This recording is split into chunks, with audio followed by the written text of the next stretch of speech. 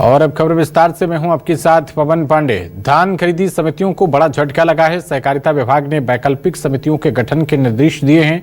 संभागीय आयुक्त और सभी कलेक्टरों को आदेश जारी हो गया है। हड़ताल से बाधित धान खरीदी को सुचारू करने का फैसला लिया गया है। अन्य विभागों के अधिकारियों को खरीदी संचालन का जिम्मा सौंप दिया गया है।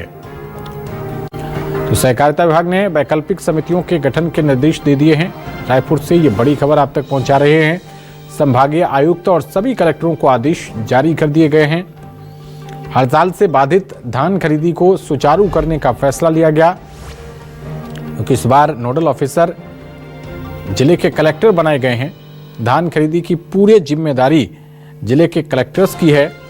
तो धान खरीदी समितियों को अब ये बड़ा झटका लगा है। हड़ताल के बाद वैकल्पिक व्यवस्था कर ली गई है। वैकल्पिक समितियों के गठन के निर्देश सहकारिता विभाग ने दे दिए हैं। और ज्यादा जानकारी के साथ हमारे विशेष संवाददाता सत्या राजपूत जुड़ गए हैं। सत्या, हड़ताल को लेकर धान खरीदी बिल्कुल भी प्रभावित नहीं होगी और उसको लेकर अब एक वैकल्पिक समिति की बात कही जा रही है। क्या अपडेट मिल पा रहे हैं आपको इस मामले पर? देखिए, किसान जो है चिंतित हैं, क्योंकि धान खरीदी करने वाले जो समिति है और वहाँ के कंप्यूटर ऑपरेटर हैं वो सभी अनिश्चितकालीन हड़ताल पे चले गए हैं। और किसानों की चिंता ये है कि उनके धान जो है समय पे जो है खरीदी हो पाएगी कि नहीं।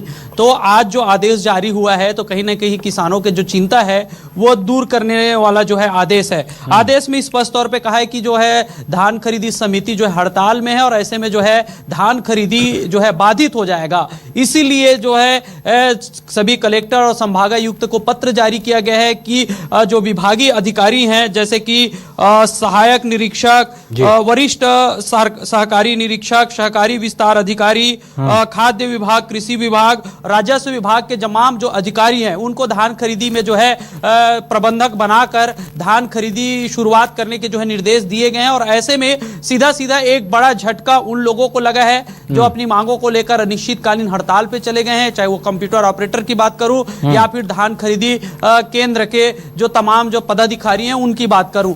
तो अब देखना यही है कि नए जो है समिति है उनके पास अनुभव होता है, तमाम कार्य प्रणाली होती है। अब जो है शासन प्रशासन के लोगों को इसमें धान खरीदी में झोंका जा रहा है। तो एक चिंता का विषय यही रहेगा कि क्या समय रहते धान की खरीदी जो है शुरू हो पाएगी या जिस तरीके से खरीदी होती थी वो हो पाएगी, क्योंकि जो है समिति हड़ताल और ऐसे में जो है बातचीत विफल रहा है।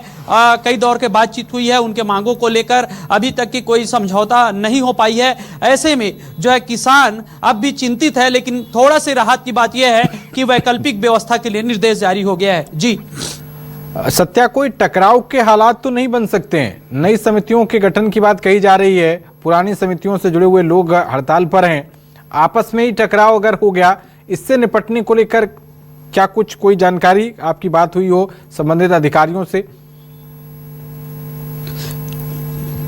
देखिए, सीधी सी बात यह है कि अब तक जो है समिति सर्वे सर्वा होती थी और वही जो है धान खरीदने के काम जो है उनके माध्यम से किया जाता था। लेकिन अब जो है अब समिति में जो है सामान्य नागरिक ना होकर अब जो है अधिकारियों को शामिल किया जा रहा है, उनको जो है जिम्मेदारी दी जा रही है। तो कहीं ये टकराव का जो सवाल है इसमें स्पष्ट तौर से ये देखा जाएगा, क्योंकि जो है समिति वाले हड़ताल में हैं और अधिकारी कमान संभालेंगे। तो इस बीच का जरूर टकराव की स्थिति ये बनेगी कि उनकी कार्यप्रणाली और उनके अनुभव नहीं होने के कारण जो लेट लतीफी होने की जो संभावना है उसको लेकर समिति वाले जरूर जो है समाज के बीच जाएंगे, किसान के बीच जाएंगे कि हम नहीं है तो किस तरह से ये समस्या हो रही है। ये एक संभावना पर आधारित है। और जिस तरह से हमारी जो है समिति वालों से बातचीत हुई है उनका स्पष्ट कहना है कि हमारी कई दौर की बात हो गई है लेकिन बात नहीं बनी है, और जब तक बात नहीं बनेगी हम जो है हड़ताल में रहेंगे, वापस जो है धान खरीदी करने नहीं आएंगे।